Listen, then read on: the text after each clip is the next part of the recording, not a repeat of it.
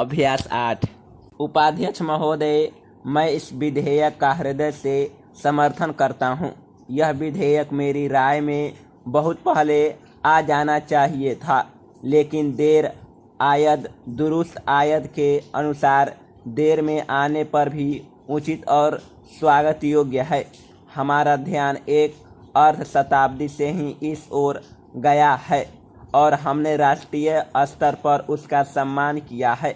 मैं अपने पूर्व वक्ताओं की इस भावना से सहमत हूं कि इस बिल का विरोध समाजगत, जातिगत, राज्यगत या देशगत नहीं है। राजनीतिक दृष्टि से इस मामले पर एक विखंडवाद खड़ा किया जा रहा है।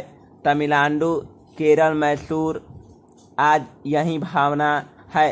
साहित्य के माध्यम से, समाचार पत्रों के माध्यम से, चलचित्रों के माध्यम से वहाँ के लोगों एवं नेताओं के विचार प्रकट होते रहते हैं।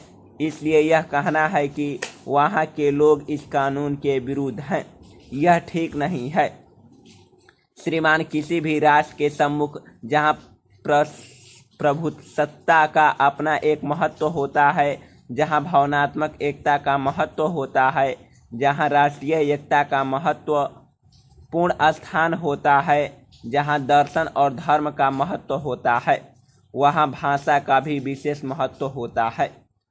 यहाँ पर जो विदेशों से राज्याध्यक्ष अथवा राष्ट्राध्यक्ष आते रहते हैं, वे भी जानने का प्रयत्न करते हैं कि आखिर इस राष्ट्र की अपनी भाषा क्या है।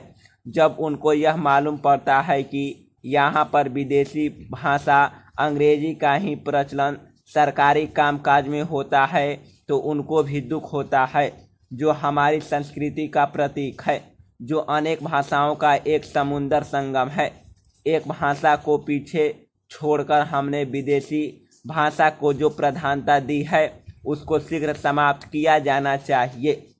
श्रीमान, आप हमारे देश के सांस्कृतिक जीवन की ओर दृष्टिपात करेंगे तो आप पाएंगे कि इस देश में देवी की पूजा अंग्रेजों में नहीं बाँची जाती थी। विवाह संस्कार के समय संस्कृत के ही श्लोकों का उच्चारण किया जाता था, अंग्रेजी में नहीं। जब हमारे किसान हल जोतते और बीज बोते हैं तो अंग्रेजी के गीत नहीं गाते। जब माँ अपने बच्चों को गोद में लेकर लोरी गाती है तो वह अंग्रेजी में नहीं गाती। तो मैं समझता हूँ कि विदेशी भाषा का मोह और उसके प्रस्थापित करने की भावना असांस्कृतिक एवं अव्यवहारिक है। देश की भावनात्मक एकता को बनाए रखने के लिए दक्षिण भारत की भाषाओं को उत्तर भारत में पढ़ाने का भी उचित प्रबंध होना चाहिए। यह व्यवहारिक बात है। लोगों के मन में किसी प्रकार का संदेह उत्पन्न नहीं होना चाहिए। हमको भारतीय जीवन, संस्कृति एवं दर्शन के दक्षिण का नेतृत्व प्राप्त हुआ है। सागर स्वयं दक्षिण के चरण पखारता है, किंतु भारत का ललाट उत्तर है। हम चाहते हैं कि हमारे देश में इस प्रकार की भावनात्मक एकता स्थापित हो, जिसे उत्तर और दक्षिण, पूर्व और पश्चिम की बात न कही जाए। हमारा देश एक है।